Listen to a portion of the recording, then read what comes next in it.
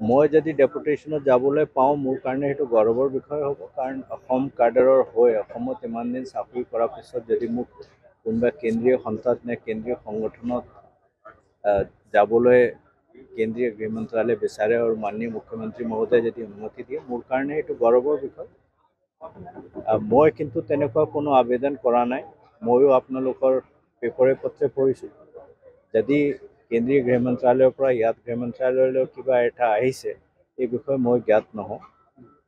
যদি আহে তে মোৰ কাৰণে পাৰ্চনেলি মোৰ কাৰণে বৰ গৌৰৱৰ বিষয় হ'ব যে অসমৰ DGP হিচাপে ইমান দিন কাম কৰাৰ পিছত মোক চেণ্ট্ৰেল গভৰ্ণমেণ্টে এটা চান্স দিব বিচাৰিছে। দেখা যাওক কি হয়। অহাকালি আমাৰ স্বাধীনতা দিৱসৰ পৰেড ষ্টেট চেণ্ট্ৰেল পৰেড ইয়াত খানাপাৰা ফিল্ডত হ'ব। আজি আমি ফাইনেল প্ৰেক্টিছটো ইয়াত ৰিহাৰ্চেলটো দেখিলোঁ। ৰিহাৰ্চেল যথেষ্ট ইম্প্ৰুভমেণ্ট হৈছে আৰু খুব ভাল পৰেড আজি যিখিনি কণ্টিনজেণ্ট আছিলে এইটো কৰিছে। বিশেষ ক'ব লগা দৰ্শনীয় বিষয় হ'ল যে এইবাৰ আমি কেন্দ্ৰীয় গৃহ মন্ত্ৰালয়ৰ পৰা যিটো নিৰ্দেশাৱলী আহিছে তাৰ মতে মেঘালয় পুলিচৰ এটা কণ্টিনজেণ্ট আমাৰ লগত আছে আৰু আমাৰ এটা কণ্টিনজেণ্ট ইয়াৰ পৰা ত্ৰিপুৰালৈ গৈছে। এইটো এটা বিশেষ নেশ্যনেল ইণ্টিগ্ৰেশ্যনৰ ষ্টেপ হিচাপে আমি লৈছোঁ। বাকী গতানুগতিক আমাৰ যিখিনি কণ্টিনজেণ্ট থাকে এইখিনি আছে। আসাম ফৰেষ্ট প্ৰটেকশ্যন ফ'ৰ্চৰো এটা কণ্টিনজেণ্ট ইয়াত এইবছৰ আহিছে, যিটোকে নতুন ৰেজ কৰা হৈছে বেটেলিয়ন। ইয়াত যিখিনি ছিকিউৰিটি এৰেঞ্জমেণ্টৰ দৰকাৰ আছে সেইটো আমাৰ স্পেচিয়েল DG ডাঙৰীয়া আছে, ADG ছিকিউৰিটি আছে আৰু আমাৰ CP গুৱাহাটী আছে, তেখেতসকলে গোটেইখিনি ব্যৱস্থা কৰিছে। মই ভাবোঁ যে পৰেডো খুব ভাল ধুনীয়াকৈ হ'ব আৰু ছিকিউৰিটিও খুব ভালদৰে ইয়াত ৰাইজক হাৰাশাস্তি নকৰাকৈ কৰা ব্যৱস্থাটো চবেই কৰিব। কিবা নীতি নিয়ম থাকিব নেকি বা যিসকল ৰাইজে কি আনিব পাৰিব নোৱাৰে?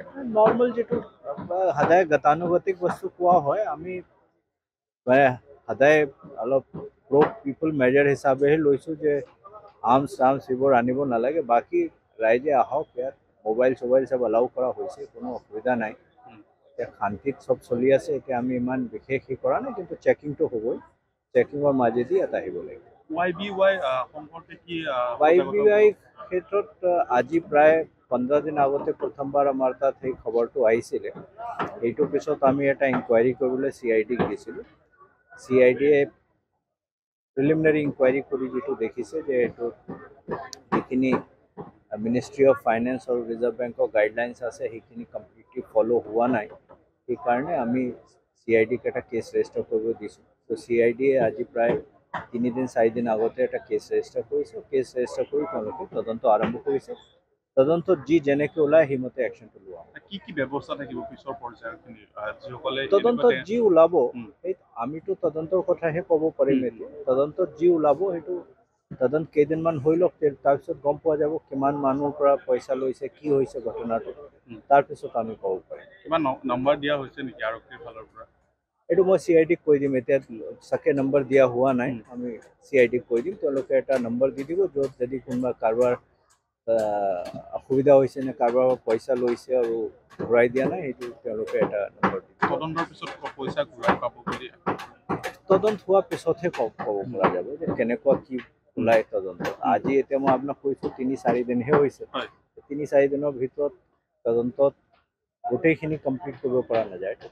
YBYৰ সমান্তৰালভাৱে বহুতো ট্ৰেডিং কোম্পানী আছে, এনেকুৱা বহুতো গ্ৰাহকক মই CIDক কৈছোঁ যে যদি তেওঁলোকে তদন্তৰ টাইমত এনেকুৱা পায় যে আৰু তেনেকুৱা আছে যিখিনি আমাৰ যিখিনি মিনিষ্ট্ৰী অফ ফাইনেন্স আৰু RBI গাইডলাইনছ ভাইলেট কৰিছে, নহ'লে চিট ফাণ্ড এক্ট ভাইলেট কৰিছে, আৰু যদি তেনেকুৱা খবৰ আহে দুটা কাম কৰিব লাগে। এটাতো আইনগতভাৱে যিটো ব্যৱস্থা ল'ব লাগে সেইটো ল'ব লাগে, আৰু 2 নম্বৰ পাব্লিকৰ মাজত এটা সজাগতা আনিবলৈ, এৱেৰনেছ আনিবলৈ তেওঁলোকে এইটো এটা কেম্পেইন চলাব লাগে, পাব্লিকক এৱেৰ কৰিব লাগে। আৰক্ষীৰ ফালৰ পৰা কিবা কেম্পেইন থাকিব নেকি?